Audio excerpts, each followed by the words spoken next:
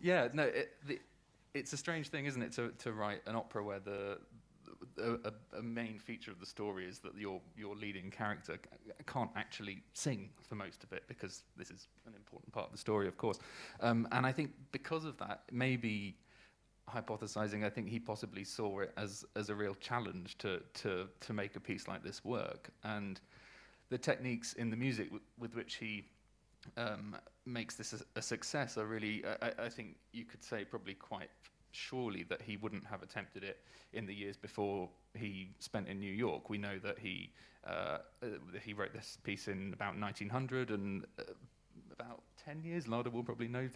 a while before that he went to New York, and he was the principal of the National Conservatory for Music in New York. And he was there for other reasons, of course, and he took this post and he earned a huge amount of money. But one of the strange side effects and benefits for us, I suppose, is that he there, unlike in his home in Czech, he heard a lot of Wagner. And so in the piece we hear a lot of earlier sort of Czech styles and dances and things, but it's actually really through the techniques that he learnt from Wagner that he manages to write a piece where, with the last scene of Act 1 and most of Act 2, Rusalka is not there with her voice, but she's really there in the score. You hear her all the time, and the end of Act 1, there's the prince has what we might call an aria, but really feels like a duet. And we have, in the second act, there's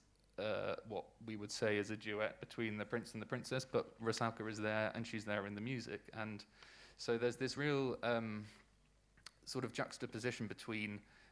the dances, or the kind of the human music, for example, the Kuktik Heini, the kitchen boy, and the what is he, gamekeeper, that they have their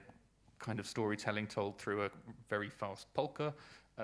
You have the prince and the princess, their music is told through, so their story is told through a polonaise, a sort of aristocratic dance. But actually, picking up on something Christoph said about Rusalka being the most human character, is that her music is by far the freest, by far harmonically the most adventurous, the most human, the most kind of unrestricted by these formal limits of these dances and earlier styles.